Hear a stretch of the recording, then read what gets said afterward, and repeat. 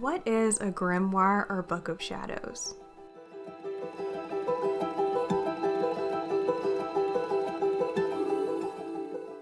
If you've begun to incorporate elements of witchcraft or paganism into your spiritual practice, I'll bet you've seen the term Book of Shadows and Grimoire thrown around a lot. But what is the practical purpose of a Book of Shadows? In general, it would seem that a Book of Shadows is simply an alternate term for a witch's spell book. But if not all witchcraft is dark, why call it a Book of Shadows? Furthermore, if you're not into writing spells or copying other witches' traditions out of their books, does every witch need to have a Book of Shadows? Whether you're taking notes from spiritual teachers, writing your own spells, using word magic manifestation techniques, or simply keeping an account of your spiritual growth, a diary is an essential tool for any witch. In this video, you'll receive a brief crash course on the history and interpretation of the term Book of Shadows, as well as some practical advice on how you can incorporate the tradition of keeping a magical diary into your spiritual practice in a way that resonates with you.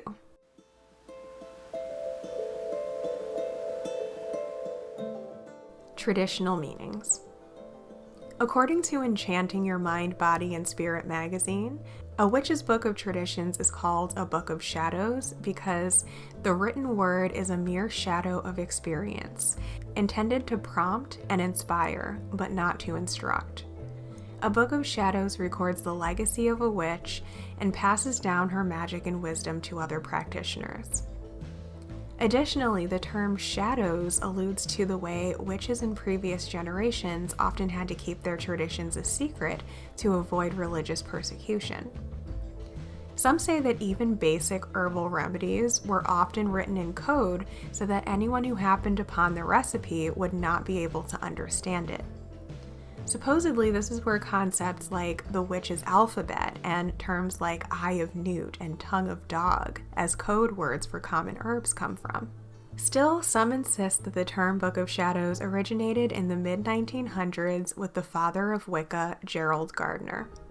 It's said that he created his book and claimed that it contained ancient information passed down from witches past, whose books had been burned upon death.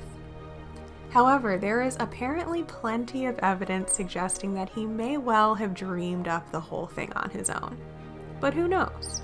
Whether the history is fact or fiction, the spellbook is a tool we associate almost automatically when we think of witches in contemporary culture.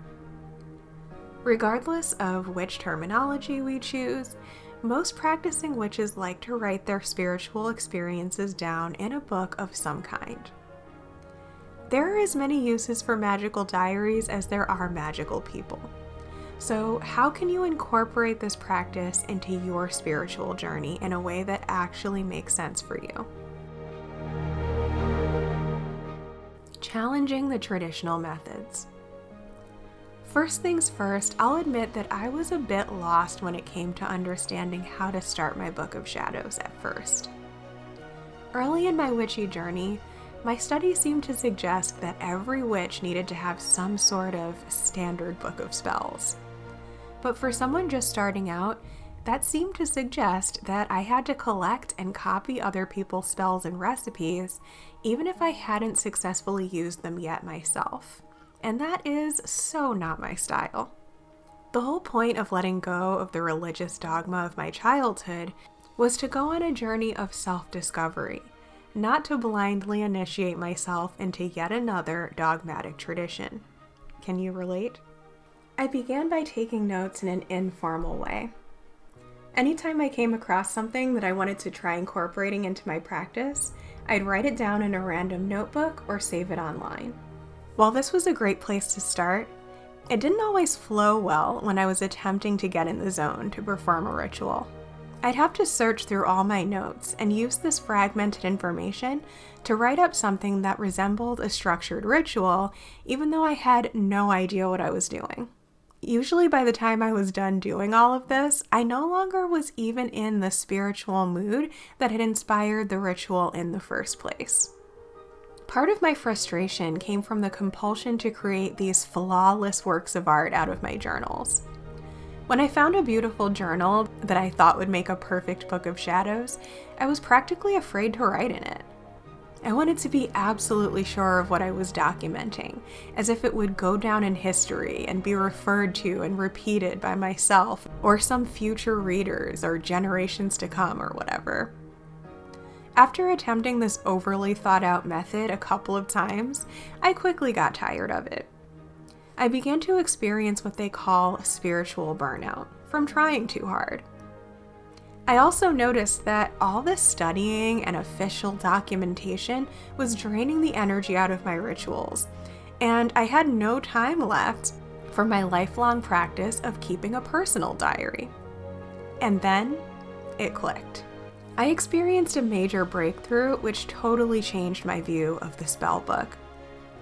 Rather than planning everything out in advance, I simply gathered some herbs, stones, and objects that felt right for the intention I was setting that day, and used them to create an inspiring environment around me as I threw tradition to the wind and began a free-flow journal entry in my official book. The sun smiled through my window that early spring day as if to congratulate me on finally giving up the charade and living in the magic of the moment instead. The fact of the matter is that unless you're drawn to a very structured branch of witchcraft, you'll likely be in the process of defining and redefining your spiritual traditions for the rest of your life. Therefore, your Book of Shadows need not be some stuffy and official thing. It shouldn't be something you think so hard about that it's mentally pulling you into the past or the future. The timeless space of the present moment is where the magic happens. I invite you to turn the practice of writing in your Book of Shadows into a meditative experience, and it'll always be something you can look back on and smile about as you evolve along your spiritual path. How to incorporate a magical journal into your spiritual practice. While the many myths and legends are all fascinating enough to keep your imagination running wild, whichever stories you choose to believe about what a Book of Shadows is are entirely up to you. At the end of the day, keeping a spiritual journal for yourself is an extremely fun and rewarding practice. Here are some ideas on how you can make your Book of Shadows an essential part of your craft.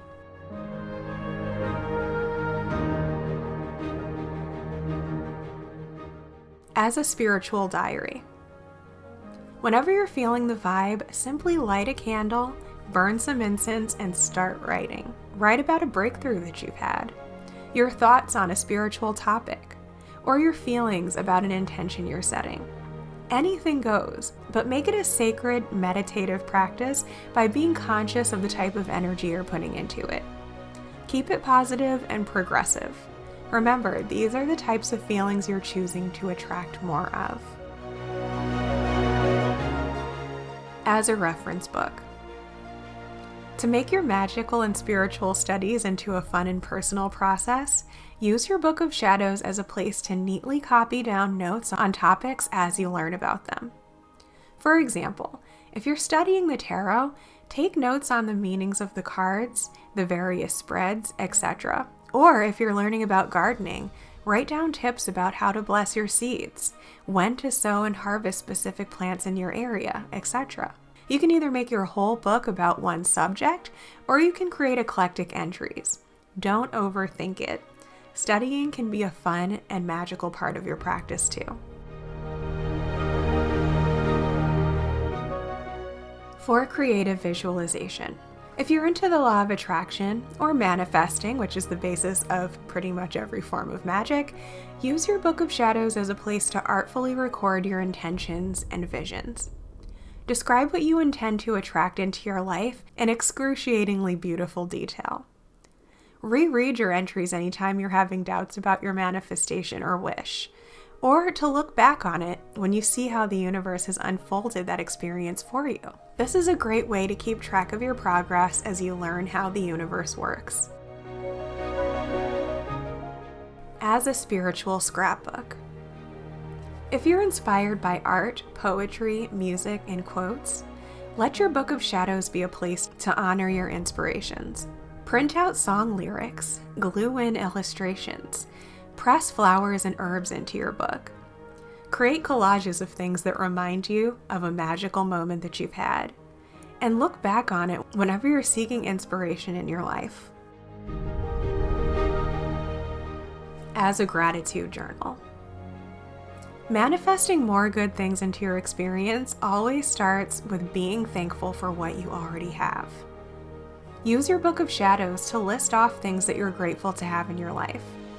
Make it a short daily practice to keep your spirits up, or periodically write an ode to a particular thing that makes you smile.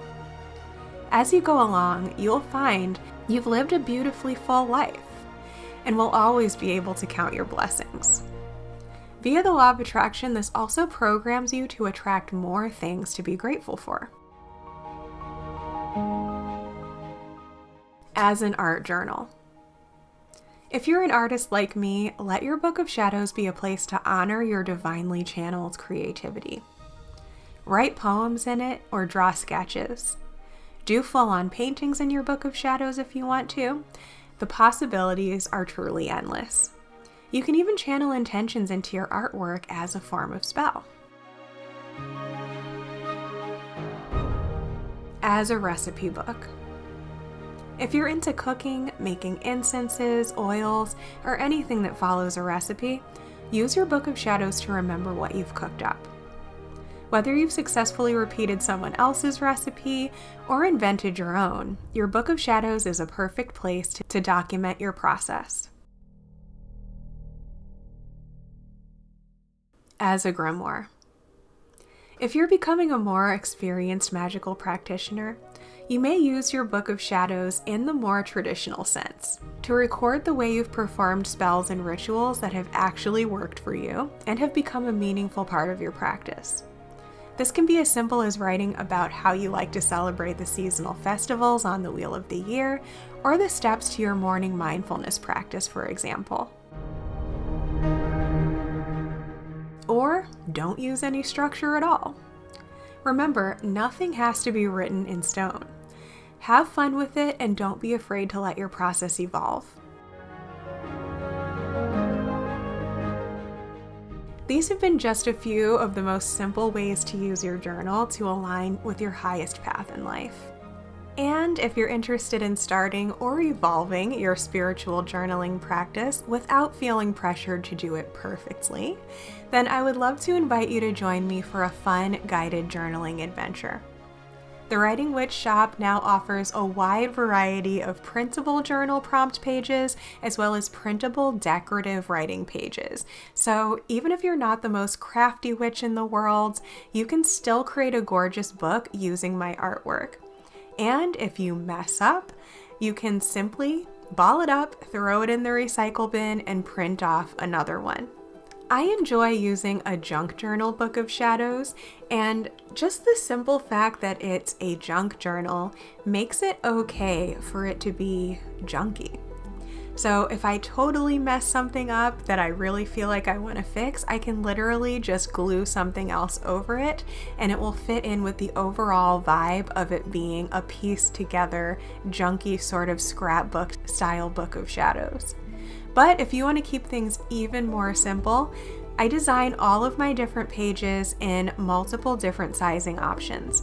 So instead of printing off these 5.5 by 8.5 folded book templates like I usually use, you can literally just print off a full page 8.5 by 11 printer page and hole punch it and stick it in a binder.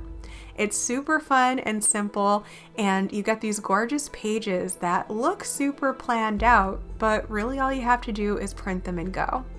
And unlike a lot of other printable Book of Shadows pages out there, these journal prompts are designed so that the vast majority of what is going into your book is your own thoughts, feelings, ideas, and experiences about each subject, with just a few ideas on the basics of each concept to inspire your own writing practice.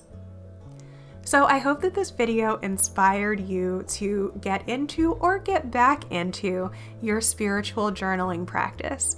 So what has your experience been like using a spiritual journal, book of shadows, grimoire, or anything in between. Please leave a comment letting me know, because I always love to hear how other magical people use the magic of the word. These are just a few ideas of how you can use a magical journal, and of course, since I'm the writing witch, I will be coming in the future with even more ideas, tips, and tutorials for you.